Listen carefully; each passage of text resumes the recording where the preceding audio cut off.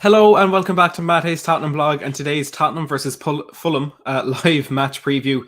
We're going to be talking about the form of each team, the controversial rearrangement of this game, and also taking a look at some of the key quotes from Jose Mourinho's pre-match press conference. Before I get started, if you are new to Matt Hayes' Tottenham blog and you want more live content like this, plus the Tottenham Fan Voice podcast, live watch-alongs and exclusive transfer interviews, make sure to hit that subscribe button down below. And if you do want exclusive access to extra content, please make sure to hit the join button down below to become a channel member. Everything will be explained for you down there.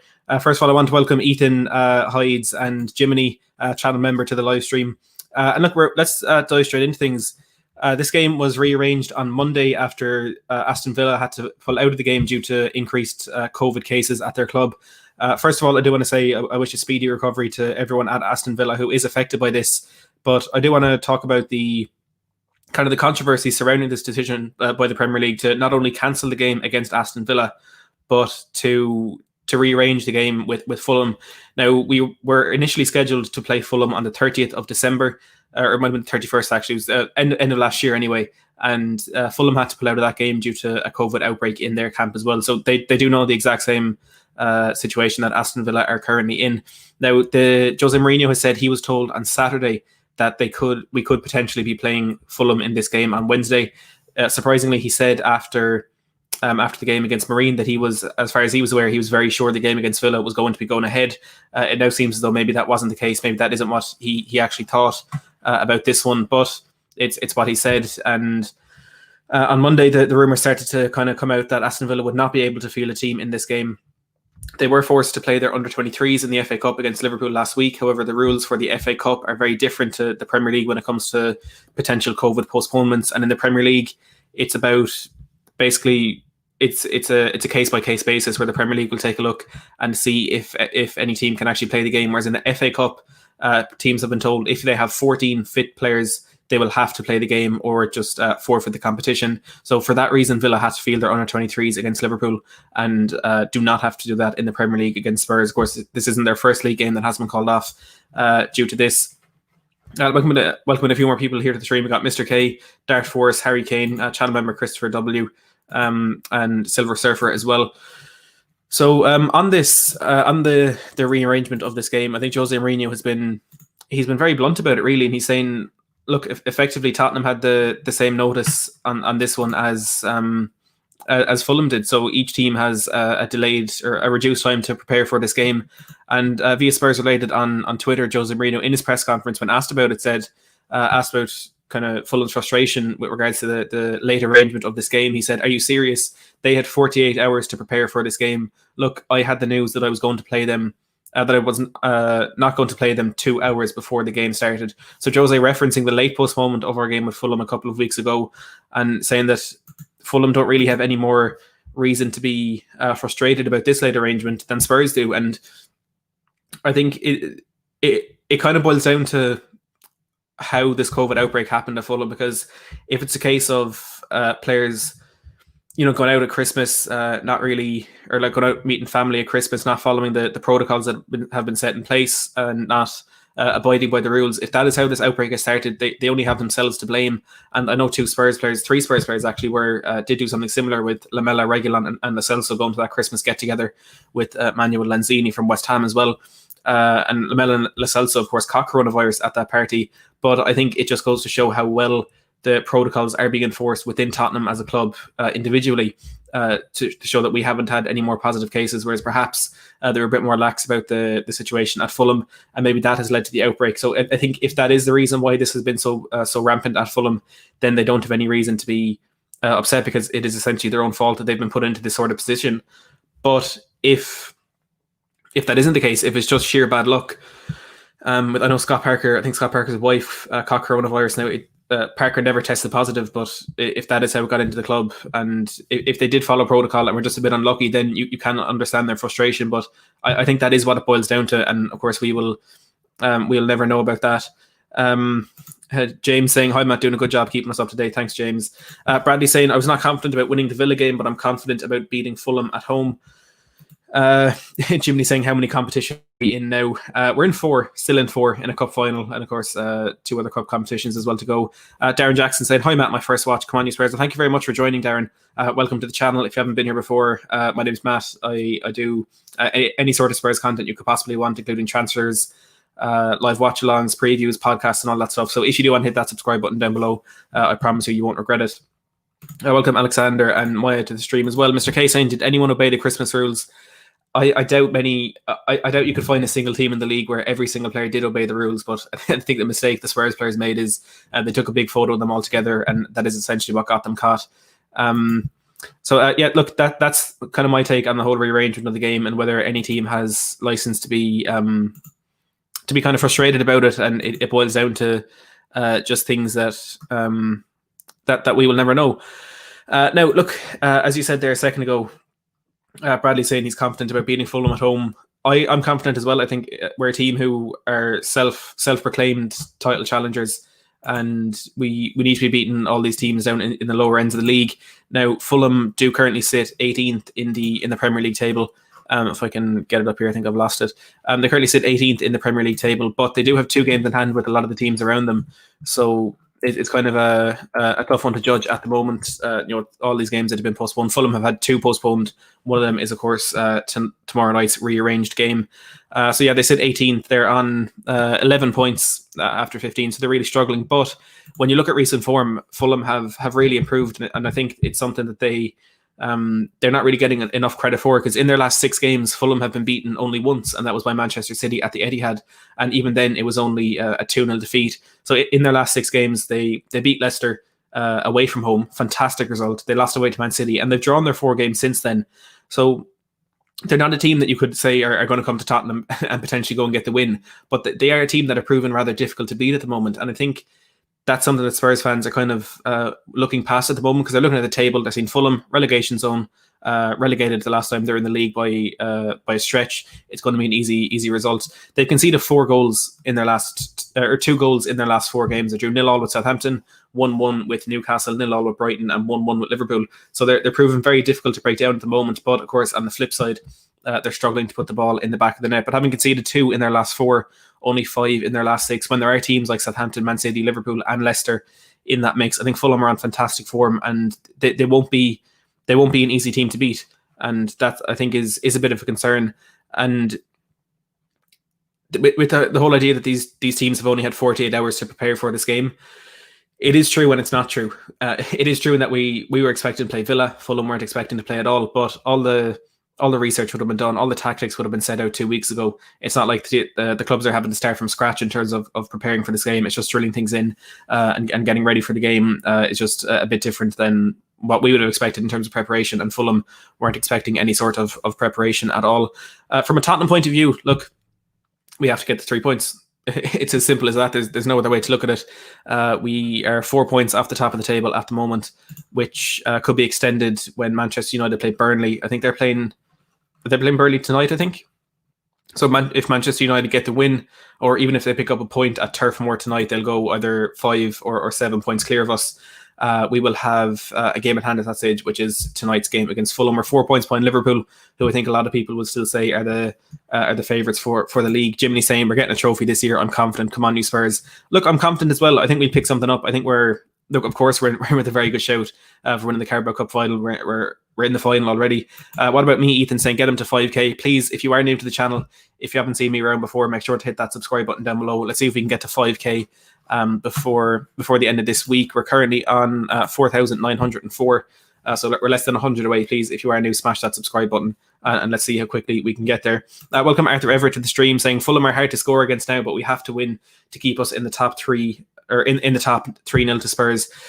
Look, they're hard, they're difficult to score against, but they haven't come up against the formidable duo of Harry Kane and Heung-min Son just yet, so it'll be a very different proposition for Scott Parker and his men to contend with in this one. And Arthur, I saw your comment yesterday. I hope you're feeling well.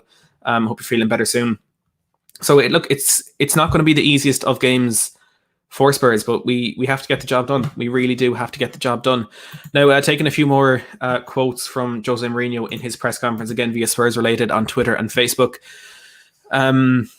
Following on from he was asked about Fulham having just 48 hours notice for playing the game. Following on from what he said the biggest impact is to have matches postponed. That is the biggest impact. I think it is a solution we all have to accept as positive. And I did say last week, if this game was to be postponed, we should rearrange it with the Fulham game, because we have already such a hectic calendar going into the next couple of months. We have the Carabao Cup final to prepare for, where you're, of course, beat Marine in the FA Cup. We've Wickham next. You'd expect us to progress to the next round, where we'll face either Everton or Sheffield Wednesday. And with the Europa League last 32 coming up as well. There's not much space in there for more games to be rearranged, and of course the international breaks as well. So we needed to play one game this week, and fair play to the Premier League for actually making that difficult decision to reschedule the Fulham game. But we really could not cope with having two extra games to play in the forthcoming periods. Taking a look at a bit of Jose Mourinho had to say about transfers, he was asked about Stuttgart winger Nicolas Gonzalez. He said no, saying no one had discussions with him about it. With regards to Oliver Skipp and potentially recalling him from his loan at Norwich this January, Skipp, a player who's exceptionally impressing at Norwich. I think has picked up 2 Player of the Month awards already. Norwich currently sitting top of the Championship. He said, in a selfish perspective, it would be good to bring him back, but we're not selfish and we think of the players. Would be best for him to stay there and play matches. He's also playing for titles.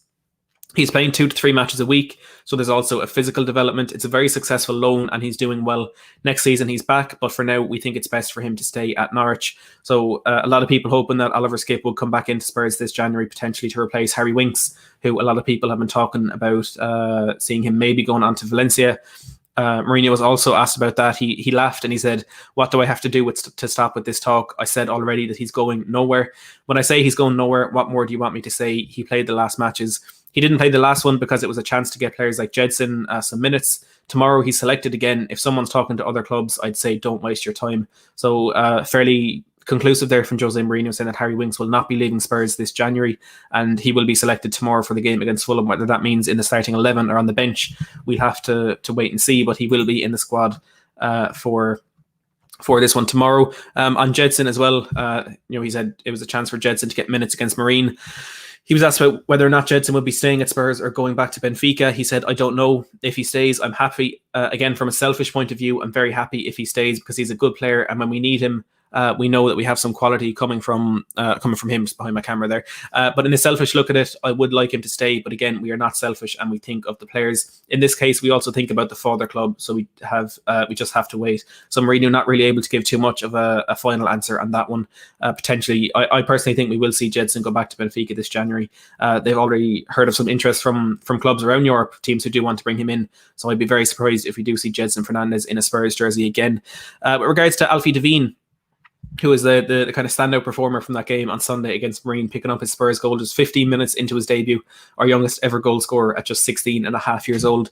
He said, did Alfie Devine, or he was asked, did Alfie Devine have a smile on his face this week? He said, "I don't know, because I sent him back to the academy. When you reach that high moment, then it's time to go and work." So Mourinho certainly bringing Alfie Devine back down to earth there by sending him straight back to the academy to work and kind of improve on his game. It's believed he'll be playing with the under-18s for the next 2 to 3 weeks. So I'd be surprised if we saw him in the FA Cup 4th round against Wickham. But the man management from Jose Mourinho certainly proven very different to what we'd see from any other manager, as he sends Devine straight back down to that academy following what was definitely the highlight of his career so far. Signed from Fulham in the window at just 15 years old. Speaking of the youth team, actually, at the moment, the under-23s or the under-18s, it's the under-18s are winning 4-2 against Newport. Hat-trick for Dane Scarlett. What more do you expect? Scarlett, I think, was a player Spurs fans were expecting to see in the team against Marine. Mourinho told us very early on that there would be an under-18 player on the bench. And we knew it was between Dane Scarlett and Alfie Devine, but it was Devine who got the nod. But Dane Scarlett, again, just 16 years of age, playing with the under-18s, plays with the under-23s as well.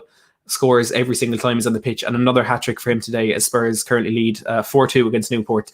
About 10 minutes left in that one. Jiminy saying, "I just want us to keep Delhi and I'll be happy." Yeah, look, it's another player that we're seeing a lot of rumors about potentially going to Potentially after PSG, some other teams I'm sure are interested. I know Fabrizio Romano mentioned Everton as a potential destination, as they were planning an 18-month loan bid with an option to buy in the summer of 2022. But I think it's fairly conclusive that we won't see much business from Spurs this January window. We've been told if we want to sign players, we'll have to sell players first, but we can't sell players because we've too many injuries, and every player who's in our squad right now, we do need them. So it's a weird situation at the moment at Spurs, but I'd be very surprised if we did see any sort of movement this January window. Look, having said that, I did a live stream last night with Charlie, David, and Marcelo talking about all of Spurs transfer business. So that is currently available on my channel, about an hour long, that one, if you do want to go and check that out. I also did an interview with Fabrizio Romano last week, asking about the likes of Dele Alli, Harry Winks, Davinson Sanchez, Marcel Sabitzer, Sergio Ramos, Milan Skriniar, any Spurs transfer news you could possibly want to know. Again, that is currently available on my channel if you want to go and check that out. Zachary saying, do you think we'll get a centre-back this window? I don't think so. I'll be really surprised if we do. There's been talk of Sven Botman. Romano shut that down very quickly. Sergio Ramos is looking likely to stay at Real Madrid. Milan Skriniar, I think that one's off. I think he'll stay at Inter Milan, so I'll be very surprised if any centre-back comes into Spurs. Bradley saying, I'm happy Winks is staying. He offers a different option in midfield. Work rate is good, picks his head up and makes forward runs, just need to improve on his shooting. And welcome Sacred Raid to the stream as well. But look, I think we're going to leave it there. A fairly short stream today, but I think we got through a lot of there already. Look, we'll take some score predictions before we head off. But for this game tomorrow against Fulham, I'm going to go for a 2-0 win for Spurs. I think despite Fulham's improved defensive record in recent weeks, I think we will prove too much for them. The likes of Harry Kane and Heung-min Son being extremely influential, and perhaps each of them getting on the score sheet one apiece, and we can pick up that 3 points and move further into the top four, and potentially pick up the form now that we need to push on and be in a title race towards the end of the season, because we know Liverpool aren't as good as they have been in recent years. If Manchester United are the team who's going to be top of the table after coming up to the halfway point of the season, I think it is anybody's league to win. Arthur's saying, I think we had a good cup draw. 2 games we come in exactly easy, should be an easy victory against Wickham, and then either Everton or Sheffield Wednesday. Looking at a few of these, a few of the score predictions, Sacred Raid saying 3-1 to Spurs, Alexander saying 3-1 to Spurs as well, Mr. K saying 3-1, Dartford saying 3-0, Jimmy saying 6-1 to Spurs, and Christopher W saying 2-1 to Spurs as well. Look, it's a lot of confidence there that we can get the job done, but we'll have to wait and see. If you want to join me, David, and Marcelo for a live watch along on this channel tomorrow from 7 o'clock, we'll be taking members on for a call and show from 7:20 ahead of the 8:15 kickoff. Christopher W making a good point, another conceded set piece, I reckon. But yeah, live watch along at 7 tomorrow with the members call and show from 7:20, and then of course the game kicking off at 8:15. Don't forget to check out those transfer videos I did mention on my channel with David, Marcelo, and Charlie last night, and with Fabrizio Romano last week. Thank you to everyone who has joined this stream, and everyone who's watched on the stream replay as well. Let's hope Tottenham can get the 3 points done in the bag tomorrow, and as always, thanks for watching.